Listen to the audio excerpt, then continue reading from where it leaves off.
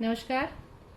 आज हम बौद्ध धर्म के पार्ट 2 में बौद्ध धर्म के सिद्धांतों के बारे में पढ़ेंगे। पार्ट 1 में हमने महात्मा बुद्ध की जीवनी के बारे में पढ़ा था, तो शुरू करते हैं। बौद्ध धर्म की शिक्षाएं। पहली शिक्षा में 4 आर्य सत्य बुद्ध ने बताए हैं। 4 आर्य सत्य कौन से हैं? दुख, दुख समुदाय, दुख निरोध और दुख निरोध के मार्ग। तो दुख के बारे में कि संसार में सभी जगह दुख ही दुख है। बुद्ध मानते हैं कि संसार में सभी जगह दुख ही दुख है और ये जीवन जो है वो दुखों और कष्टों से परिपूर्ण है। जिन्हें हम सुख समझते हैं वे भी दुखों से भरे हुए हैं। हमें हमेशा ये डर बना रहता है, ये भय बना रहता है कि हमारे आनंद कहीं समाप्त ना हो जाए, और खुशियों की समाप्ति अगर हो गई तो हमें कष्ट होता है। किसी से भी लगाव या आसक्ति रखने से भी दुख उत्पन्न होता है। तो संसार में ऐसे कई प्रकार के दुख हैं, जैसे गरीबी, रोग, बुढ़ापा, मृत्यु, ये सब जो है दुख ही हैं। अतः हम कह सकते हैं कि जीवन जो है वो दुख से भरा हुआ है। दूसरा आर्य सत्य बुद्ध बताते हैं दुख समुदाय, यानी दुख का कारण तृष्णा है। वो कहते हैं कि बुद्ध के अनुसार प्रत्येक वस्तु का कोई ना कोई कारण अवश्य होता है। अतः दुख का भी कारण है, क्योंकि कोई भी वस्तु बिना कारण के नहीं हो सकती। तो दुख का कारण क्या है? तृष्णा। इसलिए दुखों के अंत के लिए तृष्णा का अंत होना आवश्यक है। तीसरा आर्य सत्य बताते हैं वो दुख निरोध, यानी तृष्णाओं पर विजय प्राप्त करना दुख समाप्ति का कारण है। दुख निरोध किसको कहा है? कि तृष्णाओं पर विजय प्राप्त करना, यानी दुख का अंत संभव है। चूंकि प्रत्येक वस्तु किसी न किसी कारण से उत्पन्न होती है, अतः यदि उस कारण का ही विनाश हो जाए तो वस्तु का भी विनाश हो जाएगा। अतः यदि दुखों के मूल कारण क्या? अविद्या, अज्ञान, उसका अगर विनाश कर दिया जाए तो दुख भी नष्ट हो जाएंगे। और इस दुख निरोध को ही बौद्ध धर्म में निर्वाण कहा गया है, और यही निर्वाण जो है जीवन का अंतिम लक्ष्य है। और बुद्ध मानते हैं कि निर्वाण की जो प्राप्ति है वो जीवन काल में भी संभव है। यानी निर्वाण का अर्थ जीवन का विनाश न होकर उसके दुखों का विनाश है। और निर्वाण प्राप्ति से क्या होगा? फिर पुनर्जन्म का चक्र रुक जाता है और दुखों का भी अंत हो जाता है। ये था तीसरा आर्य सत्य, दुख निरोध। अब दुख निरोध के मार्ग बताए हैं बुद्ध ने कि दुख का अंत करने का एकमात्र उपाय क्या है? अष्टांगिक मार्ग, यानी दुख के मूल कारण अविद्या, अज्ञान का नाश करने के लिए हमें अष्टांगिक मार्ग का पालन करना अनिवार्य है। अब अष्टांगिक मार्ग प्राचीन बौद्ध ग्रंथों के अनुसार अष्टांगिक मार्ग के 3 मुख्य भाग हैं। अष्टांगिक मार्ग के 3 मुख्य भाग हैं: प्रज्ञा, शील और समाधि। प्रज्ञा का अर्थ किससे है? सम्यक ज्ञान से। प्रज्ञा का अर्थ सम्यक ज्ञान से है, और शील का अर्थ जो है वो सम्यक आचरण से, व्यवहार से, और समाधि का अर्थ है सम्यक ध्यान से। तो इन 3 प्रमुख भागों के इसमें ये जो प्रज्ञा, शील और समाधि, यानी शील और समाधि से क्या होता है? ये जो शील और समाधि है इससे प्रज्ञा की प्राप्ति होती है, यानी सम्यक आचरण। ये जो शील का अर्थ बताया था मैंने, सम्यक आचरण, और समाधि यानी सम्यक ध्यान से सम्यक ज्ञान की प्राप्ति होती है, जो कि सांसारिक दुखों से मुक्ति प्राप्त करने का मूल साधन है। तो इन 3 प्रमुख जो भाग हैं, प्रज्ञा, शील और समाधि, इसके अंतर्गत जिन 8 उपायों की प्रस्तावना की गई है वो इस तरीके से है: सम्यक दृष्टि, सम्यक संकल्प, सम्यक वाणी, सम्यक कर्म, सम्यक आजीव, सम्यक प्रयत्न या व्यायाम, और सम्यक स्मृति और सम्यक समाधि। अब हम एक एक करके इनका अर्थ लेते हैं। सम्यक दृष्टि यानी सत्य और असत्य को पहचानने की शक्ति, यानी 4 आर्य सत्य में विश्वास करना।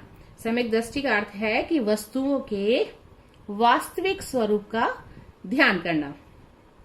सम्यक संकल्प, हिंसा और तृष्णा रहित संकल्प, यानी आसक्ति, द्वेष या हिंसा से मुक्त विचार रखना। सम्यक वाणी, मृदु यानी मीठा, प्रिय एवं सत्य वचन बोलना, यानी अप्रिय वचनों का हमेशा के लिए परित्याग करना।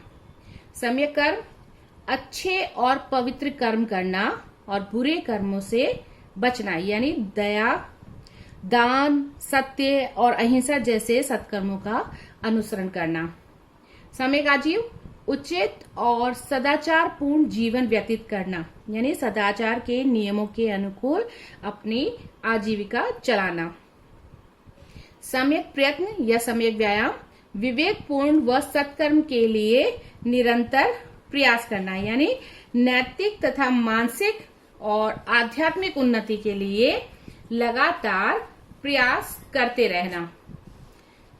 सम्यक स्मृति, यानी मनुष्य को सभी कार्य विवेकपूर्ण और सावधानी पूर्वक करते रहने का निरंतर स्मरण करना, यानी अपने विषय में सभी प्रकार की जो मिथ्या धारणा है उनको त्याग कर सच्ची धारणाएं रखना ही सम्यक स्मृति है।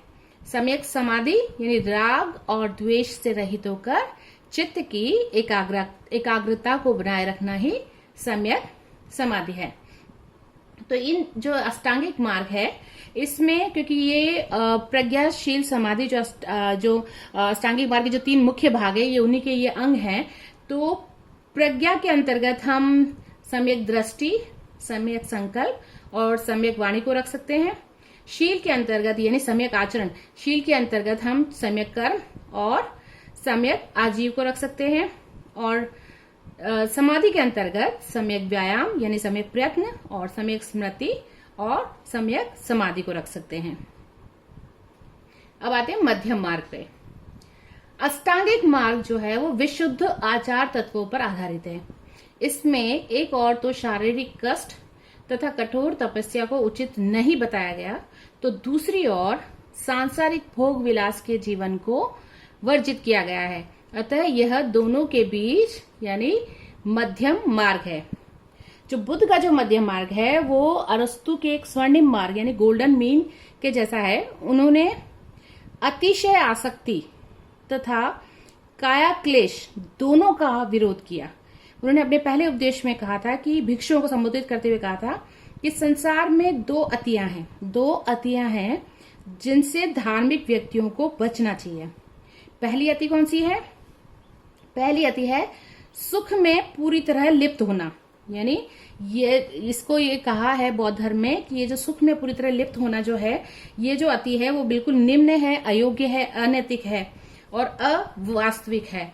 और दूसरी अति जो है वो काया क्लेश का जीवन, यानी ये भी जो है वो अंधकारपूर्ण है, अयोग्य है और मिथ्या है। ये बौद्ध धर्म में ऐसे कहा है। ये 2 तरह की जो अति है जिनसे धार्मिक व्यक्तियों को बचना चाहिए। बुद्ध कहते हैं कि इन दोनों से परे होकर बुद्ध ने मध्यम मार्ग की खोज करी। वो उस मध्यम मार्ग के लिए बुद्ध कहते हैं कि ऐसा मध्यम मार्ग जो कि नेत्र यानी आंखों अर्थात मस्तिष्क को प्रकाशित करता है तथा शांति, ज्ञान, संबोधि और निर्वाण की ओर ले जाता है। यानी बुद्ध के अनुसार मध्यम मार्ग का अनुसरण करना चाहिए जिसमें अत्यधिक विलासिता या अत्यधिक तप दोनों ही नहीं होने चाहिए। मध्यम मार्ग अपनाना चाहिए। 10 शील। बुद्ध कहते हैं कि मानव जीवन का जो परम लक्ष्य है वो है निर्वाण प्राप्ति और इसको प्राप्त करना स्वयं मनुष्य की जिम्मेदारी है। और ये लक्ष्य कैसे मनुष्य प्राप्त कर सकता है कि सद्जीवन और सद्व्यवहार से ही इस लक्ष्य को मनुष्य प्राप्त कर सकता है, ये बुद्ध मानते हैं। तो बुद्ध के अनुसार सदाचारी तथा नैतिक जीवन के लिए मनुष्य को इन 10 शीलों का पालन करना चाहिए। 10 शील कौन से हैं? अहिंसा, सत्य, अस्तेय, अपरिग्रह, ब्रह्मचर्य, संगीत और नृत्य का त्याग, सुगंधित वस्तुओं का त्याग, असामयिक भोजन का त्याग, कोमल शैया का त्याग यानी आरामदायक बिस्तर का त्याग और कामिनी कंचन का त्याग। ये जो 10 शील है इसका पालन करना हर एक व्यक्ति को अनिवार्य है, ये बुद्ध मानते हैं।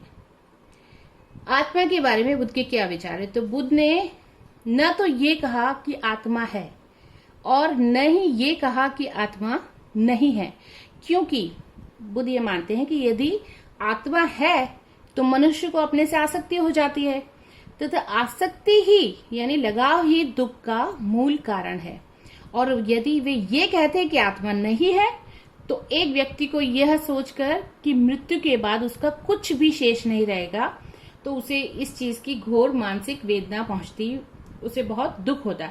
अतः बुद्ध जो है वो इस विवाद में नहीं पड़े, यानी एक तरीके से बुद्ध अनात्मवादी है। कर्मवाद और पुनर्जन्मवाद। बुद्ध का मानना था कि मनुष्य इस संसार में रहकर जो कर्म करता है उन कर्मों का फल उसे अवश्य ही भोगना पड़ता है।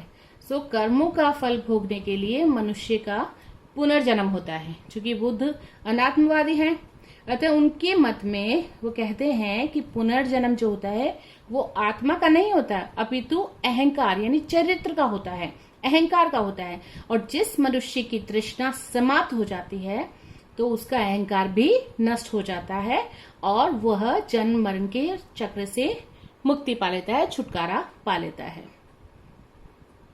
तो इस पार्ट में हम इतना ही पढ़ेंगे। पार्ट 3 में हम बौद्ध धर्म के जो कुछ और सिद्धांत बच गए हैं तथा बौद्ध धर्म की भारतीय संस्कृति को देन के बारे में पढ़ेंगे। सो आज के लिए इतना ही। Thank you.